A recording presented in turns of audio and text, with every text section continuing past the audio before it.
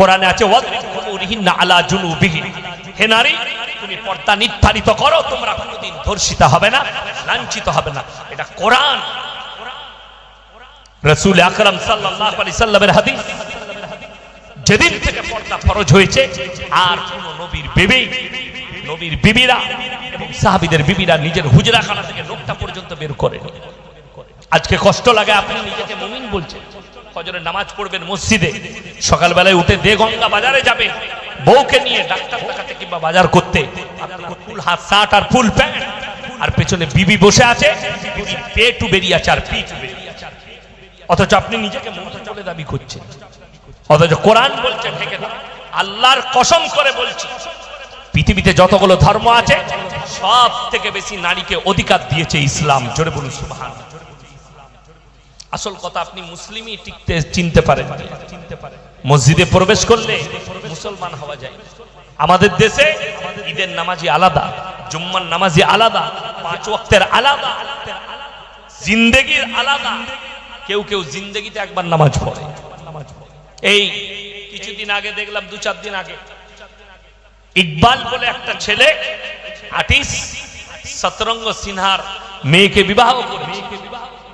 অনেক অমুসলিম ভাইরা কমেন্ট করছে, हिंदू का कोई लड़का नहीं था क्या, हाँ इसे शादी क्यों नहीं किया, मुसलमान को शादी किया। अबे वो मुसलमान है नहीं, तुम्हें पता ही नहीं, उसको मुसलमान कहना ये भी पाप है। শুনে রেখে দেন, শাহরুখ খানকে যারা মুসলমান ভাববেন তাদের ইমানের খাতরা আছে, চলে যাবে। সালমান খানের পরিবারকে যারা মুসলিম পরিবার ভাববেন, ইমান চলে যাবার খাতরা আছে। কেন? এরা মুশরিক। কিছুদিন আগে দেখলাম শাহরুখ খান উমরা করে এসে আবার হারাম করে দেখছি মন্দিরে পুজো করতে যাচ্ছে, পুজো দিচ্ছে। সে হচ্ছে মুশরিক কোরআনের পরিভাষা। ইসলামী শরীয়তে সালমান খানের পরিবারে তার বাড়িতে গণেশের পুজো হয়। তারা মুশরিক পরিবার। যতক্ষণ পর্যন্ত ইস্তেগফার করে কালমা পড়ে না ফিরছে, পেরুবার কোনো রাস্তাই খুঁজে পায় না।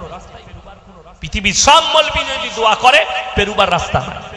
ওই জন্য গরুর মাংস খেলে মুসলমান হওয়া যায় না, মাথা টুকলে মুসলমান হওয়া যায় না। আমাদের দেশে একবার খেলা হচ্ছে, টুর্নামেন্ট, ফুটবল টুর্নামেন্ট, তো অনেক মুসলিম ছেলে গেছে। আসরের সময় কি হয়েছে, হাফ টাইম হয়েছে, তখন পাড়ার একজন চাচা ছিল, খেলা দেখতে গেছে। যুবকরা বলে, চাচা নামাজটা পড়িনি আসরে। বলে পড়। উজু করে চাচা কি করেছে, দক্ষিণ দিকে মুখ করে নামাজ পড়িয়ে দিয়েছে। নামাজের শেষে ছেলেরা বলছে, চাচা এটা দক্ষিণ দিক গো। বলে আল্লাহ সব দিকেই আছে।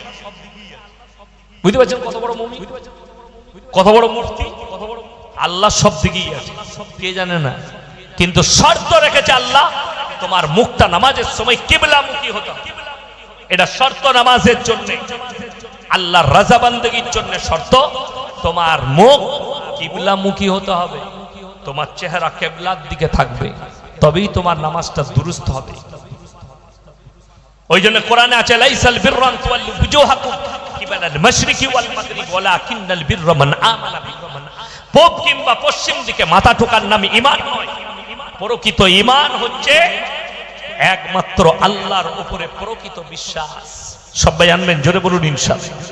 ওয়াল ইয়াউমিল আখির, আমার পরকালের প্রতি, ওয়াল মালাইকাতি, আমার ফেরেশতাদের প্রতি, ওয়াল কিতাবি, আমার আসমানি কিতাবের প্রতি, ওয়ান নবিয়্যিন, আর যতগুলো নবী পয়গম্বর চলে গেছে এবং যতগুলো এসছে, যতদিন চলে গেছে, এই সকল নবী পয়গম্বরদের উপরে বিশ্বাস স্থাপন করা, এই 5টা জিনিসকে বিশ্বাস করার নাম হচ্ছে ঈমান। এবং ভেবে দেখুন, যে গণেশের উপাসনা করেছে আমার আল্লাহকে কেমন বিশ্বাস করে, যে উমরা করা আসার পরে কাবা ঘর দিদার করার পরে, চোখে দেখার পরে কাবা ঘরে সিজদা করার পরে আবার যদি সে মন্দিরে গিয়ে সিজদা করে, কোরআনে আছে লা ইলাহা ইল্লা ওয়ালা ইলাহা উলা, তোমরা দুটো নৌকায় পা দিও না, একটা নৌকায় পা দাও। এটা কোরআন। আল্লাহ নিষেধ করলেন, তোমরা দু দলের মাদল হয়ো না। লা ইলাহা ইল্লা ওয়ালা ইলাহা উলা।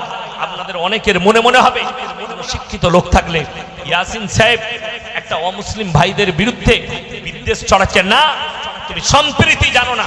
সম্প্রীতি আমার আল্লাহ শিখিয়েছেন, আমার রসুল শিখিয়েছেন। সম্প্রীতি রসুলের হাদিস শুনে যাও। তোমার বাড়ির পাশে কে বসবাস করছে দেখো না, হিন্দু হোক, দলিত হোক, আদিবাসী হোক, যে জাতিরই হোক, সে যদি ক্ষুধার্ত হয় খাবার দাও, বস্ত্রহীন হলে বস্ত্র দাও, বিপদে পড়লে পাশে দাঁড়াও। এটার নাম হচ্ছে শরীয়ত। তোমরা দেখো না, কিন্তু তার মানে এটা নয় তার অনুষ্ঠান হবে, তার পুজোর অনুষ্ঠান হবে, আল্লাহ ব্যতীত অপরের কাছে তারা চাইবে, আর তুমি সেই অনুষ্ঠানে যোগদান করবে, এটা আমার আল্লাহ কখনো মেনে নেবে না। এটার নাম ইসলাম না। বড় কষ্ট, দুঃখ লাগে। আমি ইয়াসিন আমার অমুসলিম ভাইদের প্রতি বিদ্বেষ আছে কিনা আমার এলাকায় গেলে বুঝতে পারবেন, আমার পরিবারে আমার গ্রামে গেলে বুঝতে পারবেন ইয়াসিন সাহেব কি খিদমত করে আর কি বিচার করে। লকডাউনে 400 পরিবারের কাছে খাবার গেছে, প্যাকেট, একটা প্যাকেট ছিল 2000 টাকা করে। সর্বপ্রথম আমি আমার লোকদিকে বললাম লিস্ট করো, আমার গ্রামে দাস আছে 35 ঘর, আমরা তাদের লিস্ট করো আগে। বাগদি আছে, তাদের লিস্ট করো আগে, আগে তাদের কাছে পৌঁছাও, যেন তারা এটা না বুঝতে পারে এই 5000 জনবসতি মুসলিমের ভেতরে আমরা গুটি কয়েক আছি, আমাদেরকে ছোট যদি দেখে তাদের মন যেন খারাপ না হয়। আমি মৌলভী শওকতের বেটা, এই কাজটাই আগে করিয়েছি। এরপর বলুন সম্প্রীতি কোনটার নাম? তারা মনসা পূজা করে, ইয়াসিনকে দাওয়াত দিবার ক্ষমতা তাদের নেই। এরা বিশ্বকর্মা করে, আমাকে দাওয়াত দিবার ক্ষমতা নেই। কেন? আমি তোমার মতো গোল আলু লয়, আমি কোরআনের উপরে বিশ্বাস রাখি, আল্লাহর উপরে বিশ্বাস রাখি, আর কোরআন বলছে লা ইলাহা ইল্লাল্লাহু ওয়া লা ইলাহা ইল্লা। তোমরা দুটো নৌকায় পা দিও না। আমাদের দেশে এখন শিক্ষিত লোকরা ভাষা বার করেছে, ধর্ম যার যার উৎসব সবার। আরে ভাই, কুরবানির সময় কেন এটা বলিস না ধর্ম যার যার উৎসব সবাই? আয় গরুর ঠ্যাংটা ধরবি, আয়। কথাটা বুঝতে পারেননি? অবশ্যই ইসলাম বলছে কেউ কি কষ্ট দিও না, কেউ কে আঘাত দিও না, কারো দেবদেবীকে গালি দিও না। এখানে বসে বলুন, আপনারা এতগুলো মানুষ শুনছেন, আমি কার দেবদেবীকে গালি দিলাম? কোন দেবদেবীকে গালি দিলাম? আমার 50,000 জনসা ছুটছে, একটাও পাবেন না আমি কোন দেবদেবীকে গালি দিয়েছি, একটাও খুঁজে পাবেন না। আমি গালি দিইনি, আমি তাদেরকে দাওয়াত দেব, হক চিনুন, আল্লাহর উপরে বিশ্বাস করো। আমাকে অনেক অমুসলিম ভাই ফলো করে, ভালোবাসে, আমি তাদের লেগে দোয়া করি, আল্লাহ তুমি এদিকে হিদায়াত দাও। এটা হচ্ছে আমার মনের দোয়া। বাকি তাদের উপরে না হিংসা আছে, না বিদ্বেষ আছে, না কিছু আছে। ইসলাম এটা শেখায়। ওই জন্য আমার ভাই লাস্টে বলবো, 3টে জায়গায় টাকা আল্লাহ দিলে খরচ করবে। 3 জনের পেছনে। 1 নম্বর হচ্ছে ওয়াতিদাল কুরবা হাক্কাহু ওয়াল মিসকিন ওয়াবনা সাবিলি ওয়ালা তুবাদদির তাবদীরা ইন্নাল মুবাদদিরিনা কানু ইখওয়ানাশ শায়াতিন ওয়া কানাশ শাইতানু লিরাব্বিহি কাফুরা। হে আমার নবী বলো, ওয়াতিদাল কুরবা, সবথেকে প্রথমে কাছের গরিবের কাছে, কাছের গরিব যদি হাত পাতে, তার কাছে হাতটাকে বাড়ানো মাত্র তার হাতে পয়সা। ওয়াল ইয়াতামা ওয়াল মাসাকিন। আর 2 নম্বর, এতিম আর মিসকিন যদি হাত পাতে, তাদের হাতকে ফিরিও না। ওয়াবনাস সাবিলি ওয়ালা তুবাদদির তাবদীরা। এবং 3 নম্বর, মুসাফির যদি তোমাদের কাছে হাত পাতে, হাতকে ফিরিও না। এই 3টে লোক হাত পাতলে তাদের হাতে পয়সা দাও। যারা দান করে মনে মনে একটা কথা মাথায় রাখবেন, 1 টাকা দেন আর 10 টাকা দেন আর 10,000 টাকা দেন, মনে মনে ভাববেন আল্লাহ তুমি আমাকে দেনেওয়ালা বানিয়েছো, আমাকে চাহনেওয়ালা বানাওনি, আমাকে হাত পাতনেওয়ালা বানাওনি, বরঞ্চ আমাকে দেনেওয়ালা বানিয়েছো। আল্লামা ইকবালের একটা কথা মনে পড়ে গেল আপনাদের কারণে, আপনাদের জুবানের কারণে। इस घर को आग लगी घर की चिराग से। মুসলমান তোমরা নিজেদের ঘরে নিজেরা আগুন ধরিয়েছো। আজকে আপনারা একটা ভালো কাজ করেছেন, 2 জনকে দাওয়াত দিয়েছেন, 2টোই গাল খাওয়া বক্তা। কি বুঝলেন? এ ভালো জিনিস। আমার বন্ধু মানুষ উনি, তো অনেক জায়গায় একসাথে প্রোগ্রাম করি। দেখুন, আমি ভোটের আগে একটা কথা বলেছিলাম, আমি রাজনৈতিক বক্তা নই, কিন্তু একটা কথা বলেছিলাম মালদায়, মুর্শিদাবাদে, যে দেশের যিনি প্রধানমন্ত্রী উনি হচ্ছে মুসলমানদের জন্য আল্লাহর রহমত। যদি বলেন কেন, এই জলসা থেকে তার প্রমাণ পেল। আপনাদের ইনশাআল্লাহ বলতে যদি লজ্জা লাগে, কষ্ট হয়। কোরআনে আছে মুসলমান যখন দিন থেকে সরে যাবে, রসুলের আখলাক থেকে সরে যাবে, আমি তাদের কাছে অত্যাচারী বাদশা পাঠিয়ে বলবো, জালিম বাদশা পাঠাবো। তো দোষ আপনার, আপনার সুবহানাল্লাহ বলতে লজ্জা লাগে। অনেকজন নিজেকে রাস্তায় মুসলমান বলে পরিচয় দিতে লজ্জা লাগে, পরিচয় দেয় না। জলসা করিয়ে লাভ কি? আমরা জলসায় গেলে লোকরা আমাদেরকে ছাড়ে না, একটা সেলফি লুবই, একটা ফটো তুলবো। ফটো আমাদের সাথে চুলছে, কিন্তু চুল কেটেছে শুয়োরের মাথার মধ্যে। ফটো আমাদের সাথে তুলছে, কিন্তু আখলাক, চরিত্র, পোশাক, পরিচ্ছদ সব বেঈমান কাফেরের। আপনি রাগ করেন আর যাই করেন। আর আমি মুমতাজুল ভাইয়ের কথা বলবো না, কিন্তু আমাকে যারা দাওয়াত দিয়েছে, যারা জানে, আমি কারো বাঁয়ে বোয়ানো বক্তা লয়, আর গোল আলু লয়, যেদিকে ঘুরাবেন সেদিকে ঘুরবো, মোটেই ঘুরবো না। গর্দন চলে যাবে ঘোরার রাস্তা। আমি কালকে যেখানে ছিলাম আমাদের বর্ধমান জেলায়, একজন মসজিদে এসে বললে, হুজুর একটা কথা ছিল। কি ব্যাপার বলো? আমি তখন চা খাচ্ছি, স্টেজে যাব, এসে বললে মেয়েদের লেগে বেশি বলবেন না। আমি বললাম এটা মানা করলি বলে আমি ওইটাই বেশি করে বলবো, আমার যা পারিস করে নি। আর যদি কোনো বাপের বেটা মৌলবি থাকে, তাকে স্টেজে চেনে নিয়ে আসবে, এসে আমাকে ধরবে, আমার সঙ্গে মোকাবেলা করবে, আলহামদুলিল্লাহ। সে জিতে গেলে জিতে গেল, আমাকে বুঝিয়ে দিতে পারলে কোরআন হাদিস দিয়ে তাহলে আলহামদুলিল্লাহ, আর না পারলে তাকে ইস্তেগফার করে যেতে হবে। আমার মাদ্রাসায় ভর্তি করবো তাকে আবার কানে ধরে। পর্দার লেগে বললে মৌলবি বলতে পাবে না, গাঁজার লেগে বললে বলতে পাবে না, মদ খাওয়ার লেগে বলতে পাবে না। এ তো মুসলমানের আকীদা। মুমতাজ ভাই যেখানে শুরু করেছে শেষ করেছে, আমি ওইখান থেকে বায়ান। উনি আয়াত শুরু করেছিলেন ইকরা বিসমি রাব্বিকাল্লাযী খালাক। হে নবী পড়ো, শিক্ষা, এডুকেশন। আপনাদের মধ্যে একজন দাঁড়িয়ে বলুন দেখি, পৃথিবীর প্রথম সভ্যতার নাম কি? পৃথিবীর প্রথম সভ্যতা কোরআনের নয়, ইসলামের নয়, পৃথিবীর বলুন। যদি আমার বক্তব্য কোনো অমুসলিম ভাই শুনে থাকেন, তারাও ইতিহাসটা জেনে যান, আর তোমরা পড়ে নিবে ইতিহাস। পৃথিবীর প্রথম সভ্যতার নাম মিশরের মুসলিম সভ্যতা। বলুন সুবহানাল্লাহ। এটা পৃথিবীর মুসলমানদের জানা দরকার। যারা বলছে আমরা সভ্যতা এনেছি, তারা বর্বরতা এনেছে। বলছিলেন নবীর আগের যুগটা, মুমতাজ ভাই বলছিলেন বর্বরতার যুগ ছিল। আল্লাহর কসম, রাসূলের হাদিস, আখরি জামানায় ওই পাপগুলোই ঘুরিয়ে আসবে, নাম খালি হবে মডেল। যতগুলো রাসূলের যুগের আগের যুগে যে পাপগুলো গুজরে গেছে, আজকে ওই পাপগুলো সব আসছে একটা একটা করে, খালি নাম পাল্টিয়ে গেছে মডেল। আপনি এখন 5 স্টার হোটেল আছে না নাই? কলকাতায় গাদা আছে। Kolkata, Mumbai, Delhi, Dubai, London, America, যেখানে যাবেন 5 স্টার হোটেল। সেখানে কি হয়? অবাধে মদের ব্যবসা চলে, আর মেয়েরা নাচ করে বারেতে, তাদের উপরে বড় লোকরা টাকা উড়ে। আপনার মনে মনে হবে নবীজির জামানার আগে এটা কি ছিল না? আরবি কিতাব খুললে পাবেন, হাদিস খুললে পাবেন, সেটার নাম ছিল হাম্মাম। হাম্মাম মানে নর্তকীরা ড্যান্স করত, আর মানুষ চারিদিকে বসে থাকতো, পয়সা ছড়াতো মদ খেয়ে খেয়ে তাদের উপরে। সেটার নাম ছিল হাম্মাম। হাম্মামের তাবদীল হচ্ছে 5 স্টার হোটেল।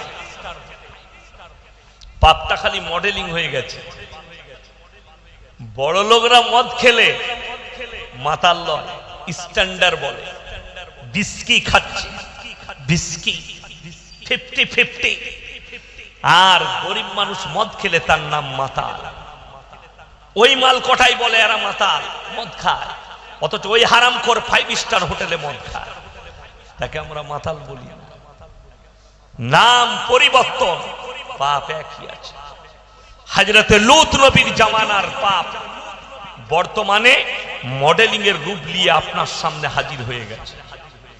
লূত নবীর কমকে সমকামী হওয়ার কারণে কোরআনে আছে আল্লাহ রুটির মতো পাল্টাবে। সমকামীর কারণে রুটির মতো পাল্টি দিয়েছে, কোরআনে আছে। দুজন নবীর বিবি জাহান্নামে যাবে, একজন শিরক করার কারণে আর একজন সমকামী হওয়ার কারণে। একজন লূত নবী আর নূহ নবী। পৃথিবীতে প্রথম আল্লাহ ব্যতীত মূর্তির উপাসনা শুরু হয়েছে, আল্লাহ ব্যতীত গাছের উপাসনা, সূর্যের উপাসনা। এই উপাসনাগুলো আল্লাহ ব্যতীত শিরক শুরু হয়েছে হযরতে নূহ নবীর জামানা। নূহ নবীর কওম তারা করেছে। কোরআনে আছে তাদের দুজনের বিবিকে আমি জাহান্নামে দেব, লাকির টেনে দেব। এটা এখনকার যুগের মানুষদের বোঝা দরকার। যারা মনে মনে ভাবছেন হুজুররা দোয়া করে জান্নাতে দিবে, মৌলবীরা দোয়া করে পার করাবে, জলসা দিয়ে পার পেরিয়ে যাবে। বছরে একটা জলসা দেবো, জান্নাত রেডি। হুজুররা আসবে, মৌলবীরা আসবে, দামি দামি কথা বলবে, দোয়া করে যাবে, দোয়া দিয়ে যাবে। আপনি মনে করছেন আমার পগার পার হবে, লেখে নিয়ে যান। কোরআন শোনাবো আপনাদিকে। দারাবাল্লাহু মাসালাল লিল্লাযীনা কাফারু ইমরাতান নূহি ওয়া ইমরাতাল লূত কানাতা তাহতা আবদাইনি মিন ইবাদিনা সালিহাইনি ফাকানাতাহুমা ফালাম ইউগনিয়া আনহুমা মিনাল্লাহি শাইয়্যা ওয়া কিলা ইদখুলান নারা মা'আদ দাখিলিন। আমার দুজন উলুল আজম নবী, হে আমার নবী পৃথিবীর মানুষকে শোনাও, দুজন উলুল আজম পয়গম্বর নূহ নবী আর লূত নবী, এই দুজনের বিবিকে জাহান্নামে দেব। আমি লাকির টেনে দিয়েছি, তারা নিজের বিবিদিকে জান্নাতে নিয়ে যেতে পারবে না।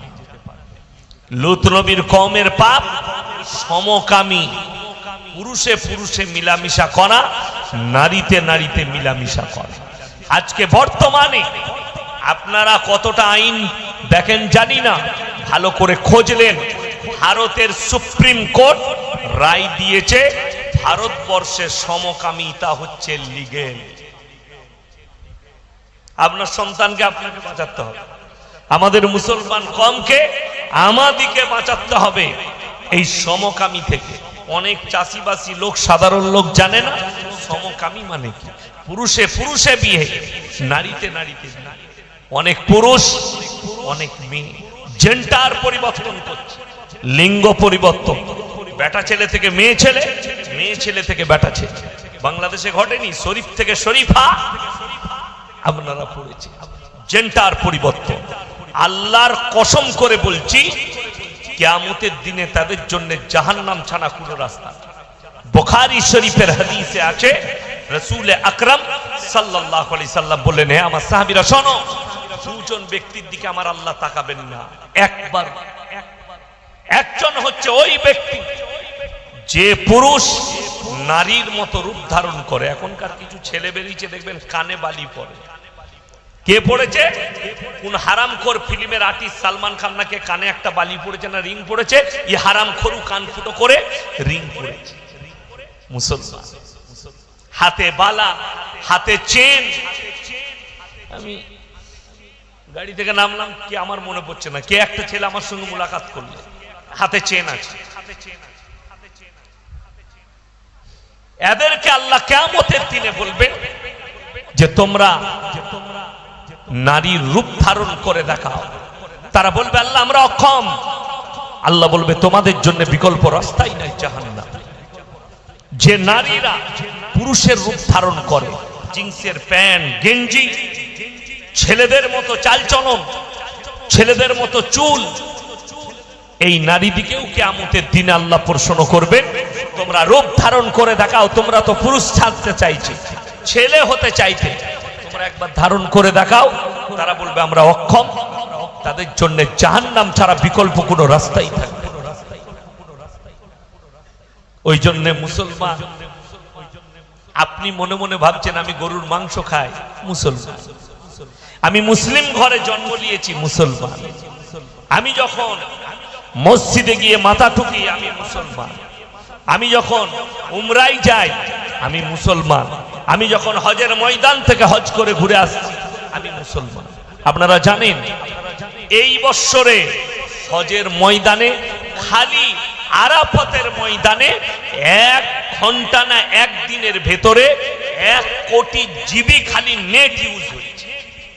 1 কোটি জিবি নেট ইউজ করেছে, এটা ইন্টারনেটের খবর।